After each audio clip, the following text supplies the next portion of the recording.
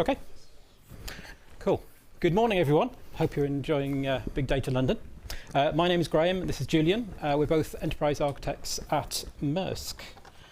And this is our obligatory disclaimer screen. You will be seeing a lot of that in the next 2 days. So, I mentioned we work for Maersk. For those who don't know, Maersk is one of the largest logistics companies in the world, shipping tens of millions of containers across the globe each year. We've got 700 ships connecting ports in 130 countries, as well as road, rail and air transportation. We operate terminals in 36 countries, as well as warehouses in more than 450 locations. That creates a huge amount of data. Like many similar sized companies, we've got systems spread across various physical data centers and clouds, many of these feeding information into a main central data lake, which is operated and maintained by a central data team.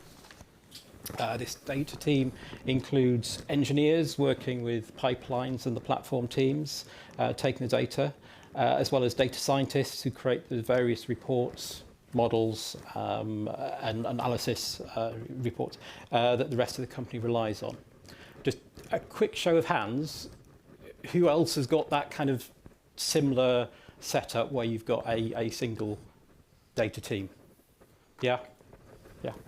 So you know that no matter how big that team grows, how many PhDs they have, how efficient they get, there's always more demand than they've got time for. It becomes a prioritization problem where only the most important jobs seem to get actioned and smaller but still valuable ideas never seem to get done. But this model works because it's only the data team who knows where everything is. They're the ones who've got the permissions and the knowledge, and they know the protocols of how to access it. So, about a year and a half ago, we partnered with the Dremio team to open up our data lake and create the concept of an open data lakehouse, enabling the rest of the platform teams, as well as some of the more technically minded business teams, to access the data they need, produce their own reports, do their own analysis, and reduce the dependency on the main data team. The Dremio servers, the middle bit, they're the ones connected to the back-end data sources, the Delta table, iceberg tables, Parquet files. And within the applications, within the Dremio application, we create curated high-quality data sets, which can be exposed via easy-to-use SQL-based protocols, ODBC, JDBC, Apache Flight, things like that, and also REST. These in turn can be consumed by applications like Power BI and Superset, and our users, those are the applications that our users are already familiar with. But we've also got things like Jupyter Notebooks or Java applications where getting access to the big data formats can be problematic. The advantage of doing this way is that as far as the client application is concerned, Dremio just appears as a generic SQL database. Dremio takes SQL from the client, evaluates it and reverse engineers it to work out what queries or operations need to be performed on the original source systems to get the correct result. It can even take data from different data sources, even different technologies, and make it appear as if they were just tables on a traditional relational database. Of course, if you've got a query that relies on terabytes of data to be read, it's still going to take time to come up with an answer. So the other Dremio feature we've been using is the use of reflections. This is where we look at the data views being created and periodically generate a pre-filled cache with the answers already worked out. These are stored internally and used to provide faster answers to customer queries. So, as you can imagine, we've had an exciting 18 months, and at the end I'll share some of the results. But on the way, we've faced a few challenges. So if you're thinking of implementing something similar, and there's good reasons why you should, here's some of the bigger problems we've had and how we've tackled them. Thanks, Graham. Oh, that is loud. let's have a look at 5 problem statements that we defined along when operating a data platform such as Dremio. First problem, unique user groups. It is not uncommon that you have different user groups whenever you're operating any kind of product or any kind of platform, but I want to talk about how this actually impacts us as product owners in the daily operations. The first ones are casual users. They have a beginner-level understanding of what data analytics is, what data is, and they're usually frontline staff, right? We want to open it up to the wider audience, and they need it for their support of their day-to-day operations. They have no idea what SQL is and how you can actually write SQL. So there is quite a significant demand for support that they need from us as a product team. Then we have our normal users. They have a foundational understanding of what data is and how to write SQL. However, they are users that are not part of any broader team that is looking into data analytics or data science, which means they're very less connected. And again, that leads to a lot of individual support that you need to give those users. Then we have our advanced users, which are expert group of data scientists and data engineers. They have very, very different requirements to us. They often approach us proactively in order to ask for new product features and constantly push the limits of what the platform is designed to deliver. It is important to have these discussions. However, you also need to make sure that whatever they are doing is not a threat to scalability and also governance. Graham will cover this at a later stage. And lastly, you have us, the core team. Graham and I are the product owners of the platform, and next to us we have another team that is the admin support function. Whilst we mostly look at product development and looking at how to integrate Dremio in the wider Maersk data strategy, the admin function is looking at all the queries of our users, and by now we have quite a lot of them. They're also responsible for incident management and also need to make sure that the documentation, that how we implemented the Dremio processes within Maersk always stays up to date. So now we know the different user groups and also their different user needs. Let's look into some of the challenges.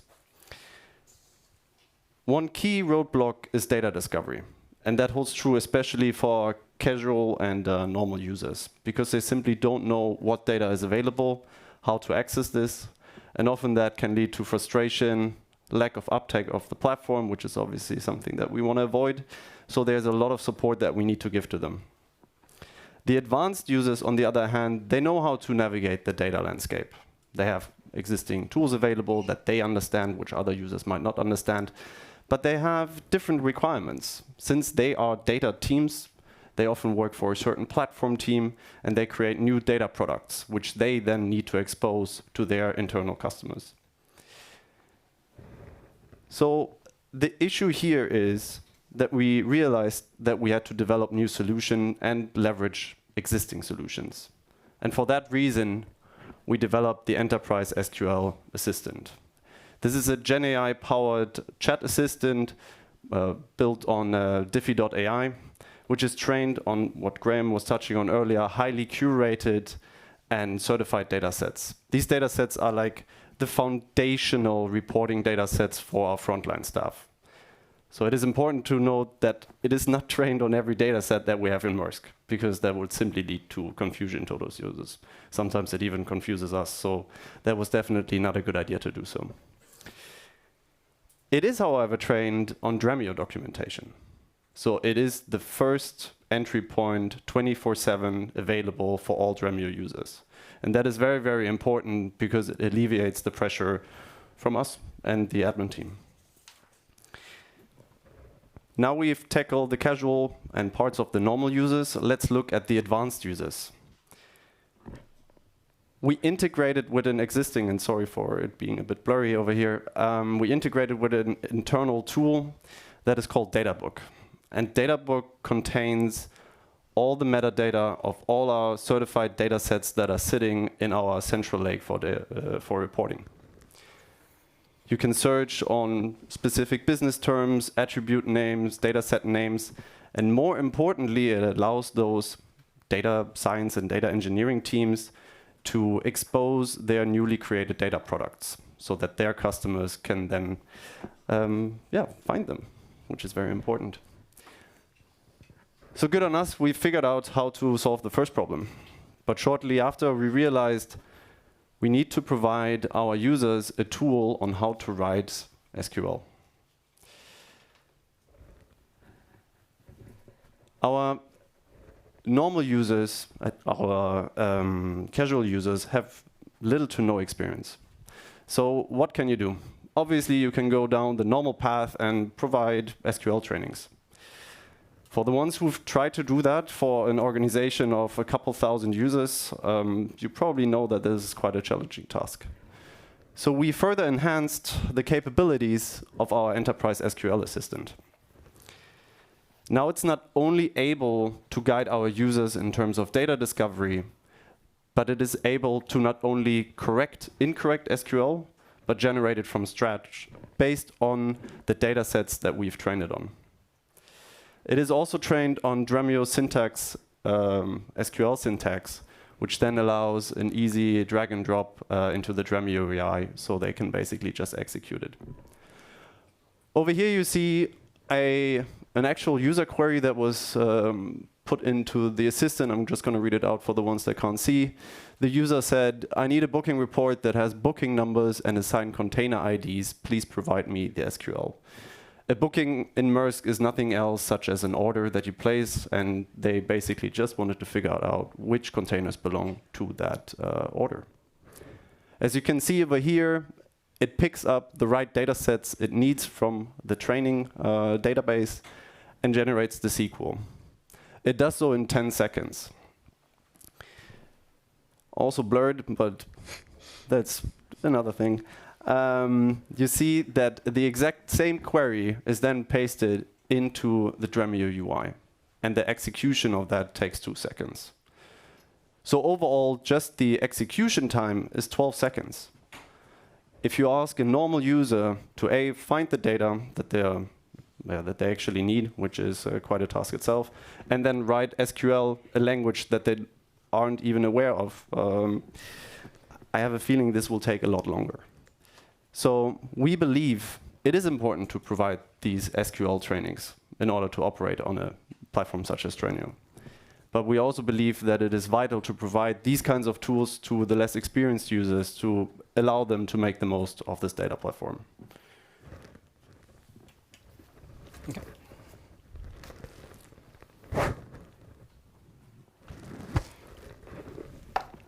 One second. So we talked about making the data discoverable and easy to use, but we also need to retain control over who can access each data set. Equally, we don't want to swamp the core team with hundreds of access requests each day, but we need to make sure that as people move around and move between teams, or even leave Maersk altogether, that their access is removed. So the first step is to change the way we think about data. Start thinking of a data set, or more realistically, a group of data sets, as a product. Just with any other product, it's got a product owner whose job it is to look after it. They promote its usage within the company, make sure it's accurate, make sure it's accurate, perhaps even have a roadmap for how it's going to grow and become better, more useful. They are the ones to approve access requests, make sure documentation is correct, and decide on any data classification. Data classification is really important here. The second step is to make sure you're leveraging your existing company directory or identity service. Wherever possible and at each level, authenticate and authorize the user, not the application being used, and give permission to groups, not individuals, when you're accessing resources.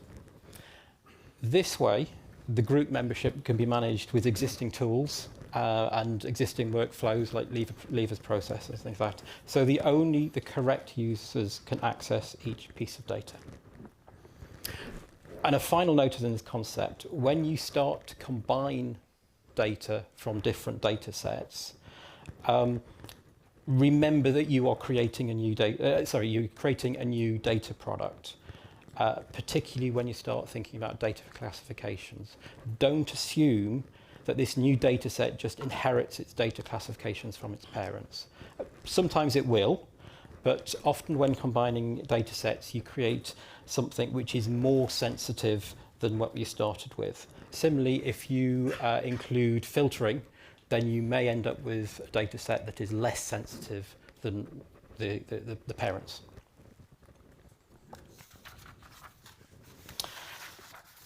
So the last of the 5 problems I want to talk about is scalability. And here I've got a bit of bad news.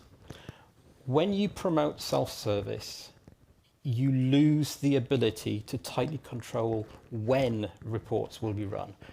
You can influence and you can put safeguards and predict workloads, but if someone gets up on a Sunday morning and decides they simply must have the latest version of every report available and print everything out, they will. And they do. So you need to be able to handle spikes like this. And it's not, because this is a shared system, it's not just the user's experience, the one user who's pushing 500,000 requests into the system, but also all of the other users whose requests are sitting in a queue behind that lot, waiting to be done. So one option is to have multiple Dremio instances and allocate different teams to each instance. The advantage of this solution is you can absolutely guarantee that you can isolate certain teams' traffic and stop it interfering with anyone else's. But it's inefficient and creates extra costs, and quite frankly, it's an administrative nightmare. For the sake of full disclosure, we do in fact use this approach in one place, but that's because we've got one team who's handling certain sensitive financial information. And when we were setting up, we decided to keep them separate and create an air gap between the two systems. So it's for operational reasons, not scalability. In fact, now the platform is more mature, at some point we'll probably get round to merging the two systems. So a better solution, and the one that we're in the process of implementing, is having a single deployment, but offering teams the option of having a dedicated engine within that. So each engine has its own set of servers which can be independently scaled, and you can have a routing table that says, okay, this team use that engine, this team use others. Also, if you get a dedicated engine, it's only using your, it's only processing your requests, so you get the privilege of paying for the servers. So you can imagine people are keen to use this efficiently and not to be wasteful. But the other thing we're starting to experiment, as this diagram shows, is bringing in engines and changing routing rules based on a schedule. So you could have a team that has its own dedicated server during the week or at high demand times, and then on a Friday afternoon at 6 o'clock, their requests, or any requests still left, flip back to the main shared engine, and then their engine can just be turned off over the weekend and then turned back on a Monday morning.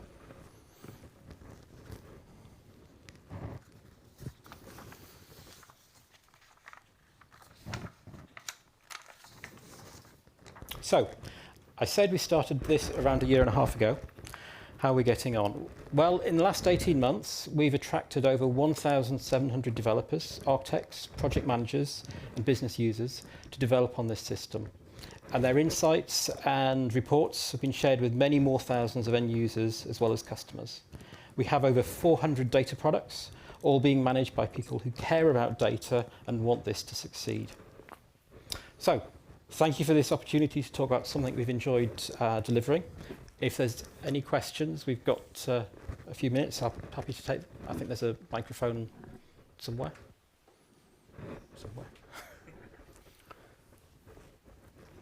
Do we have a microphone? Yeah. Yes. Oh, yeah. We have. 1 second. I'll come to you first, but if you just hang on for.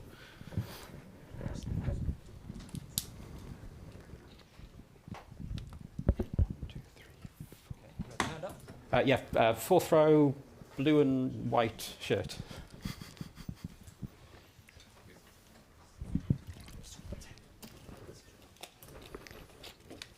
Thanks, very interesting presentation. How are you handling things like cost allocation? So, I don't know, finance team has some budget and then the risk team in another country has a different budget. How do you make sure that those queries are correctly allocated and they don't go over and things like that? So the way it works at the moment is the main engine just comes from a central budget.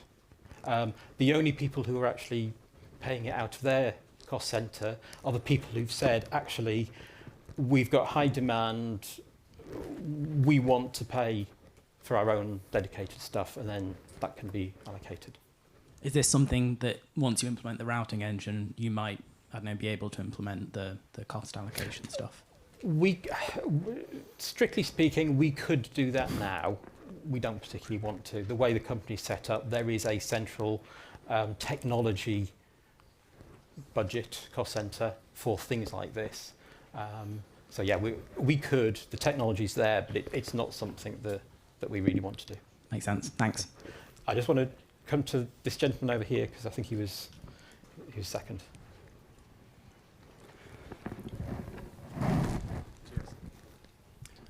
Sorry, I was just wondering in regards to the AI chat bot that you had. When users are asking a question and they get some SQL back, how reliable is that? Have you found they get, like, for a user who's SQL illiterate, how do they know the SQL they're getting back is actually giving them the right answer? Well, it is very easy to know whether it is the right answer or not. Once you hit it into the Dremio UI, you will very, very quickly see whether you receive an error or not. But again, it is all about managing expectations here and setting like a clear guideline of what you can use this chatbot for. And as I said earlier, we train it on like a base set on what we call ontologies, which is like single sort of truth for certain business domains.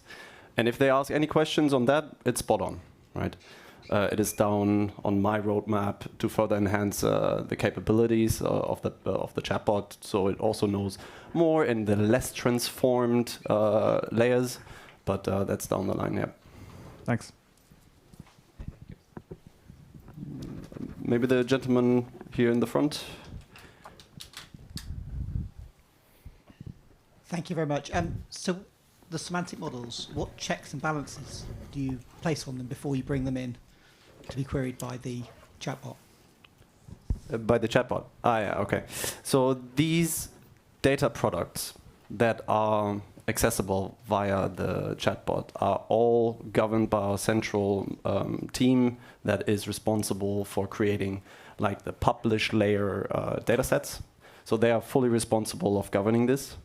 So we just rely on their expertise to make sure that these are truly the one data sets that are available for anything else. These are also used outside of the chatbot, right? Like these are used within Dremio. So anyone who just comes in and looks at a certain business domain and wants to query, I don't know, bookings, financial data, and maybe like customer information, these are the data sets that are used everywhere in the company. Okay. Yeah. Coming back to the chatbot and the question about, the SQL that's generated and things like that, have you had to do much training with your users in terms of how to prompt the chatbot and how to ask the right questions? How to prompt, not necessarily, because we've spent, I think, around like it was relatively a short time for us to develop it. It was like maybe like 1.5 months.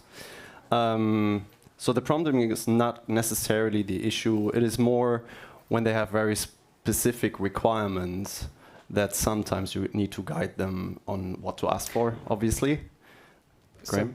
So there's certain, within shipping and logistics, there are certain key words and phrases that if people use generic words, an example, if someone is asking about the time that a container arrives, do you mean the time the ship arrives, the time the ship docked, the time your container left the ship, or the container? There's lots of keys where, when you want to something specific, you do need to know what the Maersk technical term for that field would be. But again, there they could also use the data book that we were just talking about, because in there they could easily find the respective attribute name that belongs to whichever data set that they're looking for. I think one last question. I think there's a. We'll grab you afterwards. Yeah.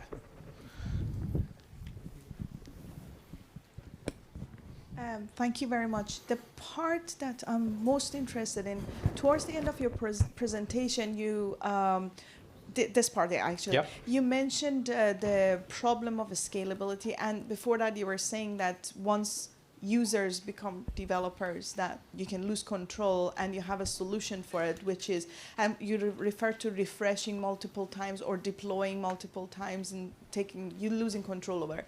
And then you mentioned the solution is deploying it once and having separate engines or servers. Yes. Can you explain that a Yeah, little? so the key thing is, if you've got one user and they want to put in 500,000 requests, you have a choice. Well, do you either add more servers, increases cost, or you say, well, you're going to sit in a queue and we'll get to your requests when we do. That's okay, and obviously you need to decide what approach to take. It's the impact on other people you've got to be careful on. And this is a way of addressing that. Yeah, so how do these engines work? Is that the part of that, the software you were introducing? Right? Yeah. So, well, the software is already there. It's a case of us getting used to using it. So when a request comes in, there is a table that basically says, okay, which engine do I send this request to? Okay. So, and generically, it's send all requests to the standard engine. But now we've got a couple of teams who have said in advance, look, we're going to generate a lot of requests. We want to make sure we get the best user experience for us, but also we don't want to impact other people. So we'll have a separate engine, just divert all of our queries to that engine, and it won't impact everyone else who's using engine 1. Great. Cool. Okay. Thank you for I that. think that's probably all the time we've got left. I suspect we'll be heading down to the Dremio stand in a little bit. So if you see us, please do grab us and have a chat. Thank you.